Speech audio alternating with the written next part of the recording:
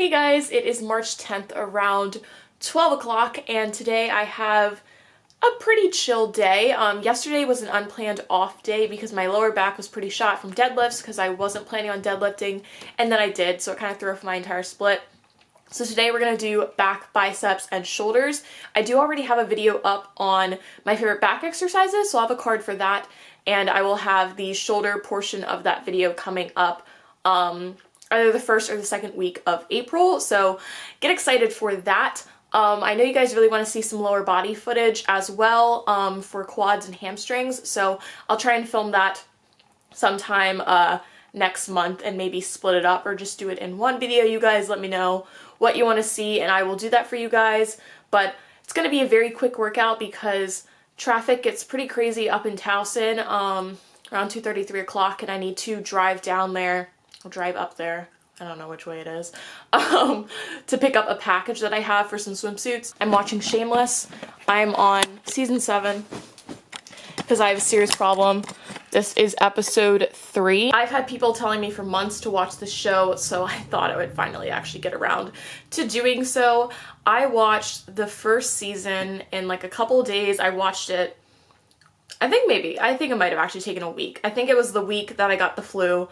That's when I started it. So I've been watching the show for 2.5 weeks and I'm already on season 7, which is not even on Netflix. So I like started a little Showtime 7-day trial through Amazon Prime so that I could watch it. Anne and Mickey literally break my heart. I watched 2.5 hours of their scenes on YouTube after I finished season 5 like 2 days ago because I was just in my feels and I literally, like, I cannot let go. Like, I can't. I'm not gonna spoil anything, but if you guys have never tried watching Shameless and you're like, why does everyone want to watch this show? It seems stupid. I don't even understand the plot. Just do it because I thought the same thing and I literally cannot stop.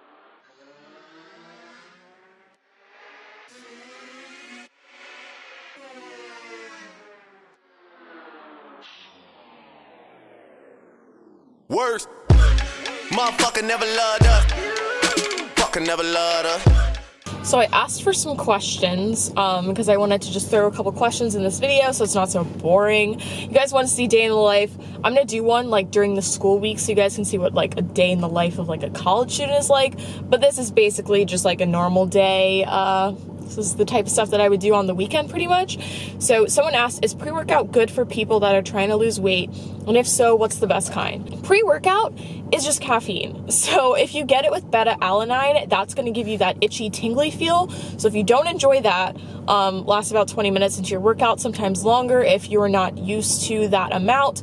After a while, it kind of starts to fade and it's not as intense. But if you don't like that, just look at the ingredients and make sure it doesn't have that when you buy it.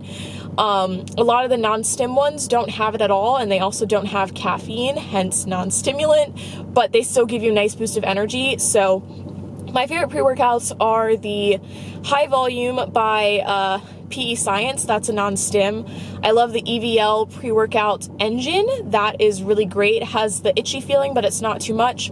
Not a huge fan of the C4. It's just a bit too jittery for me, and I feel like it doesn't really give me energy. It just gives me the tingly feeling, and then I just kind of like crash. And then I drink Monsters. That's basically the pre-workout that I use right now. They're cheap.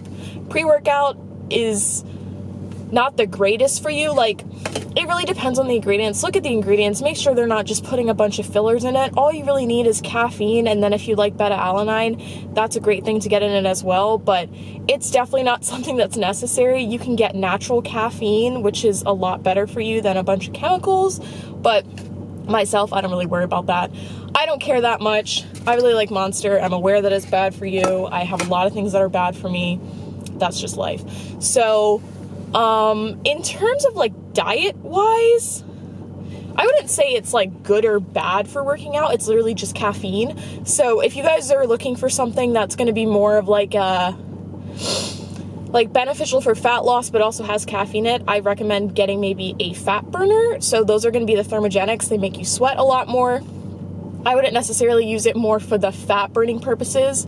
I would use it more so because it's a thermogenic, and that's really what's going to help you sweat more and burn more calories, not because like it burns fat. I really don't like that they're called fat burners, because I don't truly think that you need something like that. It's like if you just exercise and you eat properly, you will actually lose fat. You're not going to lose more fat using a fat burner than if you didn't use one. I've tried them before. They don't make a huge difference. I just like the way that they make me feel. So I really like the EVL one as well. I haven't tried any other ones. I think PE Science might have one too. The brands that I recommend for supplements are PE Science, this new brand Raw Barrel, and then EVL. So it is now 2:03, just got to the gym, thought I would answer another question before we head inside. So Kinsey Kuen said, "Hey Lauren, I'm pretty tall and I have very long legs and I find it difficult not to bend forward on squats. Any recommendations? Also, do you experience this?" Okay, so the biggest tip to like get the perfect form on squats is just practice, as well as mobility. So when I first started squatting, I had a little bit of problems kind of leaning forward, and then the more that I stretched, the less that was an issue. So I would recommend just really stretching out your hips and working on your form. So the reason why falling forward a little bit more is usually an issue is the bar path. So you can get away with leaning forward a little bit if the bar path is still straight up and down the entire squat. So you never want the bar to like move forward or move back while you're squatting. You want it to be in the same position the entire time that you're going down. So if that's happening, then you're perfectly fine. Not everyone has a super upright squat. Myself personally, it's never really been an issue. My problems are more so with shoulder mobility. So you guys will always see when I'm squatting that this side is always a little more angled downwards and the bar is never perfectly straight. And that's just because I have issues with the shoulder because I had an injury with my rotator cuff and it just kind of like springs up randomly again. So I've kind of lost a little bit of mobility in the shoulder, but working on mobility and stretching before has helped with that. And the same thing with my hips. When I first started squatting, I had constant hip pain 24/7, and that's because I never really stretched. So if you guys want to see that lower body mobility, how I warm up for squats and how I just warm up for lower body in general, give this a thumbs up. We've got a question from top_model LA, and they said, "I want to gain weight. I look exactly like the old you, but the problem is I'm a college student on a meal plan and I have a low appetite for food. What do I do?" Okay, so freshman year when I was on campus, I wasn't even into lifting yet. I was still doing cardio 24/7 and literally nothing else. So I didn't really have a problem because basically I can eat whatever I want and my body will metabolize it so quickly. So I was eating to maintain weight.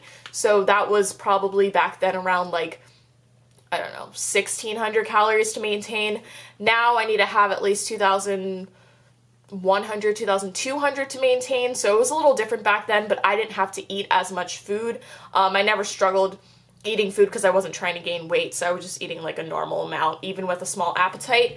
But my biggest tip for trying to like increase your appetite is you literally have to force yourself to eat. So it's going to be very uncomfortable when you first start out, but just slowly add more calories in and every single day and you will eventually gain weight. So you're going to want to start at what your maintenance is. So I've got a video up on how to track macros, how to find your maintenance calories, how to find calories for surplus, and how to find calories for a deficit. So I'll have a card for that video.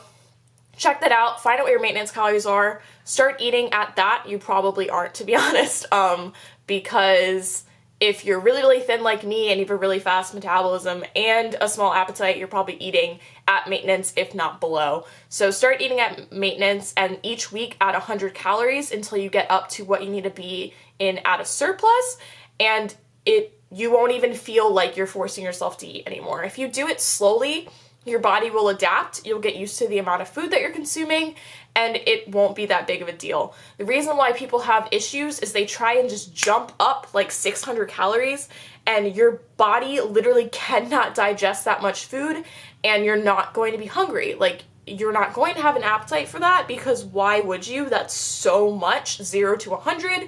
So just do it slowly, and you'll build up the appetite. And then the next question is, "Hey Lauren, I've been inspired by your glute workout and I just wanted to know how long it took you to see results. Love you." I love you. It took me like 8 to 9 months to see small results. If you guys scroll through my Instagram, I have like my first glute before and after photo, and that's when I was consistently training glutes probably like 1 to 2 times a week. I'm glute dominant, I'm not quad dominant, so I've never had an issue growing my glutes, but if you're having problems, you need to eat more, and you may need to train more frequently. I don't recommend training your glutes more than 3 times a week. I recommend incorporating lots of compound movements because that's just going to help you in the long run, and I don't recommend only training your glutes because you'll get to where I'm at, which is the most frustrating point of training, and that's I'm trying to grow my other muscles in my lower body, and it is extremely difficult because my glutes are the strongest muscle in my lower body and they overcompensate for every exercise that I do. So it makes it very, very difficult for me to grow my hamstrings and to grow my quads because my glutes just take over. Like, I don't know how to not activate them anymore. So try and keep like your body parts consistent and proportional. It's gonna look better, to be honest, but it's also going to be easier for you when you're trying to move on to your next goals. So make sure you're eating enough and just train consistently. There were a few more questions, but I'm gonna cut off the video here because it's probably getting a little long. So I will try and add little like Q&As to vlogs every now and then. If you guys like it, give this a thumbs up if you do so that I know. But that's gonna be it. I hope you guys enjoyed today's vlog. If you did, please give it a thumbs up and subscribe if you're not subscribed already. And I'll see you on my next one. I love you. Bye.